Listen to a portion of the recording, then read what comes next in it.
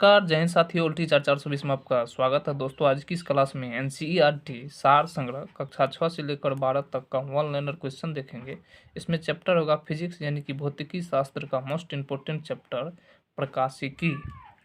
इसमें चैप्टर होगा प्रकाशिकी यानी कि ऑप्टिक्स। जैसा कि आप लोग को खुद ही पता होगा कि कंपटीशन एग्जाम यानी कि किसी भी एग्जाम के लिए प्रकाशिकी चैप्टर बहुत ही इम्पोर्टेंट चैप्टर होता है, और इसमें भी एनसीईआरटी सार संग्रह बुक का। तो चलिए वीडियो की शुरुआत करते हैं। प्रकाश तंतु किस सिद्धांत पर कार्य करता है? तो प्रकाश तंतु पूर्ण आंतरिक परावर्तन के सिद्धांत पर कार्य करता है। अगला क्वेश्चन है कि मृग मरीचिका किसका उदाहरण है? तो मृग मरीचिका प्रकाश का पूर्ण आंतरिक परावर्तन का उदाहरण है। अगला है प्रकाश तरंगों के वायु से कांच में जाने पर उनके कौन से गुण प्रभावित होते हैं? तो तरंगदैर्घ्य और वेग दोनों प्रभावित होते हैं। अगला है जब प्रकाश एक माध्यम से दूसरे माध्यम में प्रवेश करता है तो उसकी आवृत्ति अपरिवर्तित रहती है, यानी कि आवृत्ति नहीं बदलती है। अगला क्वेश्चन है कि निर्वात में प्रकाश की गति कितनी होती है? तो निर्वात में प्रकाश की गति 3 × 10⁸ मीटर प्रति सेकेंड होता है। प्रकाश संश्लेषण की क्रिया में ऊर्जा का रूपांतरण किस प्रकार से होता है? तो प्रकाश ऊर्जा से रासायनिक ऊर्जा में होता है। अगला क्वेश्चन है कि दाढ़ी बनाने के लिए किस दर्पण का प्रयोग किया जाता है? तो दाढ़ी बनाने के लिए अवतल दर्पण का प्रयोग किया जाता है। अगला है कि प्रकाश सजावट के लिए विसर्जन लैंपों में किस गैसों का प्रयोग किया जाता है? तो नियोन गैसों का प्रयोग किया जाता है। अगला क्वेश्चन है कि लाल रंग की तरंगदैर्घ्य सबसे अधिक जबकि बैंगनी रंग का तरंगदैर्घ्य सबसे कम होता है। अगला है क्षितिज के समीप सूर्य एवं चंद्रमा के दीर्घ वृत्ताकार दिखाई देने का क्या कारण है? इसका यह कारण है कि प्रकाश का अपवर्तन होने के कारण। अगला क्वेश्चन है कि वास्तविक सूर्योदय यानी कि जब सूर्योदय पूर्ण रूप से हो जाता है उससे कुछ समय पहले ही सूर्य क्यों दिखाई देने लगता है? क्योंकि प्रकाश के अपवर्तन के कारण, यानी कि प्रकाश के अपवर्तन के कारण सूर्य नहीं उगने के बाद भी, यानी कि सूर्य नहीं उदय होने के बाद भी सूर्य दिखाई देता है। अगला क्वेश्चन है कि खतरे के संकेतों के लिए लाल रंग का प्रकाश प्रयोग क्यों किया जाता है? क्योंकि लाल रंग का प्रकाश की प्रकीर्णन सबसे कम और तरंगदैर्घ्य सबसे ज़्यादा होता है, इसलिए खतरे में लाल रंग के प्रकाश का ही प्रयोग किया जाता है। अगला क्वेश्चन है कि साबुन के पतले झाग में चमकदार रंग किस घटना के कारण दिखाई देते हैं?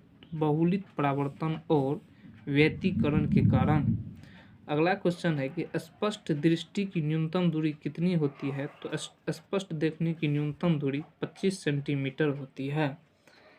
अगला क्वेश्चन है कि दीर्घ तरंगों की अपेक्षा वायुमंडल द्वारा लघु तरंगें अधिक प्रकीर्ण होती है, इसलिए आकाश का रंग नीला दिखाई देता है।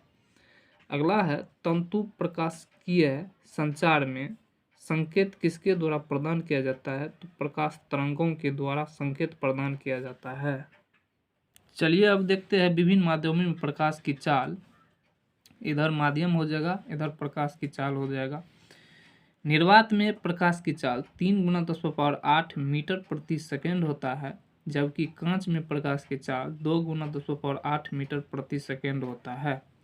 जल में प्रकाश की चाल 2.25 × 10⁸ मीटर प्रति सेकेंड होता है, और रॉक साल्ट में प्रकाश की चाल 1.96 × 10⁸ मीटर प्रति सेकेंड होता है। तारपीन के तेल में प्रकाश की चाल 2.04 × 10⁸ मीटर प्रति सेकेंड होता है। वहीं नायलॉन में प्रकाश की चाल 1.96 × 10⁸ मीटर प्रति सेकेंड होता है। अगला है परंपरागत कैमरे के किस भाग से आंखों के रेटिना की तुलना की जा सकती है? तो फिल्म से। अगला क्वेश्चन है कि एंडोस्कोप किस सिद्धांत पर कार्य करता है? तो एंडोस्कोप प्रकाश के पूर्ण आंतरिक परावर्तन के सिद्धांत पर कार्य करता है। अगला है प्रकाश विकिरणों की प्रकृति कैसी होती है? तो प्रकाश विकिरणों की प्रकृति तरंग एवं कण दोनों के समान होती है। अगला क्वेश्चन है कि किसी अपारदर्शी वस्तु का रंग उस रंग के कारण होता है जिस रंग को वह परावर्तित करता है। अगला है हीरा उच्च अपवर्तनांक के कारण चमकता है क्योंकि हीरे का अपवर्तनांक अधिक होता है, इसलिए तराशने पर उसकी चमक बढ़ जाती है। अगला क्वेश्चन है कि प्रकाश की गति किस माध्यम में सबसे अधिक होती है, तो हीरे में सबसे कम होती है, तो हीरे में सबसे कम होती है प्रकाश की गति। अगला है अस्त यानी कि सूर्य अस्त और सूर्य उदय दोनों के समय सूर्य लाल रंग का क्यों दिखाई पड़ता है, क्योंकि प्रकाश के प्रकीर्णन के कारण सूर्य उदय एवं सूर्य अस्त दोनों के कारण लाल दिखाई देता है। अगला क्वेश्चन है एक इलेक्ट्रॉनिक पुंज को फास्फोरस कोटेड पर्दे पर फोकस करके प्रतिबिंबों को पर्दे पर प्रदर्शित करना क्या कहलाता है, तो रोस्टर स्कैन कहलाता है। अगला क्वेश्चन है कि दूरदृष्टि दोष निवारण के लिए किस लेंस का प्रयोग किया जाता है, तो दूरदृष्टि कहे तो उत्तल लेंस और निकट दृष्टि दोष कहे तो अवतल लेंस। नीला, हरा एवं लाल ये तीनों प्राथमिक रंग है और प्राथमिक रंग के मिश्रण से अन्य सभी रंगों का निर्माण होता है। अगला क्वेश्चन है कि वस्तु के त्रिविमीय यानी कि 3D प्रतिरूप को अंकित तथा पुनरावृत्त करने की तकनीक को क्या कहते हैं, तो होलोग्राफी कहा जाता है। अगला क्वेश्चन है कि प्रकाश का रंग किससे निर्धारित होता है, तो प्रकाश का रंग उसके तरंगदैर्घ्य से निर्धारित की जाती है। अगला है पढ़ने में काम आने वाले दर्पण में कौन सा लेंस प्रयुक्त होता है, तो पढ़ने में काम आने वाले दर्पण या चश्मा में उत्तल लेंस का प्रयोग किया जाता है। अगला है यदि वायुमंडल अनुपस्थित हो तो प्रकाश का प्रकीर्णन नहीं होगा और इसलिए आकाश काला दिखेगा।